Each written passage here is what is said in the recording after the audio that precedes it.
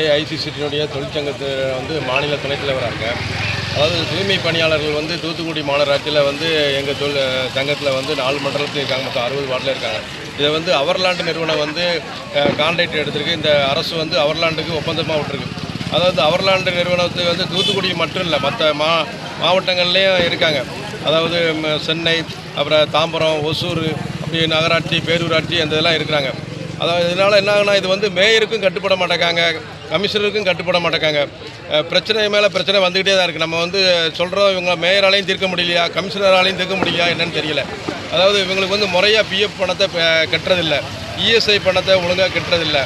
அப்படியே கெட்டுறதா இருந்தாலும் இது வரைக்கும் இங்கே ஒரு 1000 பேர்கிட்ட அவங்ககிட்ட கான்ட்ராக்டில் இருக்காங்க. இது வரைக்கும் யாருக்குமே இஎஸ்ஐ பலன்கள் யாருமே ஆஸ்பத்திரிக்கு அதுக்கு போகவே இல்லை. பிஎஃப் கட்டுறாங்க, ஆனால் இதில் வரைக்கும் ஒரு 4-5 பேர் இறந்துருக்காங்க. அவங்களுக்கு அந்த பிஎஃப் பலன்கள் எதுவும் கிடைக்கல. இந்த மாதிரி இருக்குது. சம்பளம் கலெக்டர் ஜீவோ கொடுக்குறதில்ல. இப்போ கலெக்டரே 10வது மாதம் அறிவித்தார், இந்த 2025க்குள்ளது. அதை அரியர்ஸோடு கொடுக்கணும் அப்படின்னு சொல்லியிருக்காரு. அதையும் சொல்லிட்டோம், கொடுக்கல. சம்பளம் அதுக்கப்புறம் மாநில அரசு ஒரு ஜீவோ ஏற்கனவே போட்டிருக்கு, 2017 போட்டிருக்கு. அந்த ஜீவோ சம்பளத்தை கேட்கும், அதுவும் கொடுக்குற மாட்டேங்காங்க.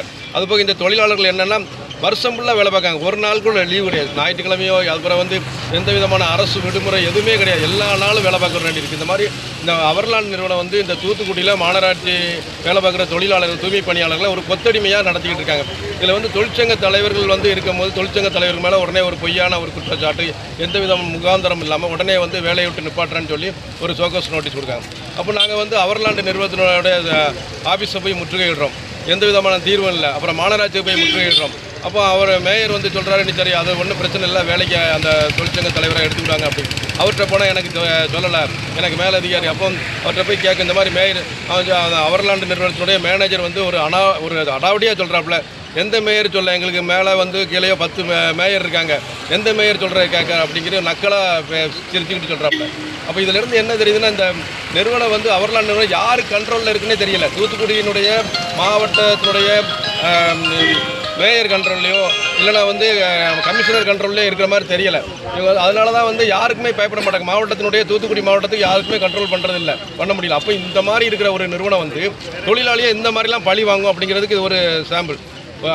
அப்போ ஒரு மேயர் சொன்னாலும் கேட்க மாட்டேன், கமிஷனர் சொன்னாலும் கேட்க மாட்டேன் அப்படிங்கிற மாதிரி ஒரு அடாவடித்தனமாக இருக்குது. அந்த தொழிலாளியை நாங்கள் ஒரு கட்சியினுடைய சிபிஎம்எல் கட்சியினுடைய மாநில மாநாட்டுக்கு மேயருடைய அனுமதியோட கமிஷனரோட அனுமதியோடு வந்ததுக்கு அனுமதி இல்லை அப்படிங்கிற ஒரு லெட்டர் கொடுக்க, அப்புறம் அனுமதி தான் கொடுத்து தான் வாங்கணும், அதுதான் வந்தார் அப்படின்னு சொல்ல போகிறவங்க கூட இந்த வரைக்கும் டூட்டி கொடுக்கல. அந்த தலைவரை டூட்டி கொடுக்காமல் வச்சுக்கிட்டு இருக்காப்புல. அதெல்லாம் கண்டித்து தான் கலெக்டர்கிட்ட மனு கொடுத்து இந்த அவர்லாண்டு கான்ட்ராக்டை ரத்து பண்ணணும். இந்த மாதிரி ஒரு ஒழுங்கினமான ஒரு கான்ட்ராக்ட் இருக்கக்கூடாது. மக்கள் விரோதமான தொழில்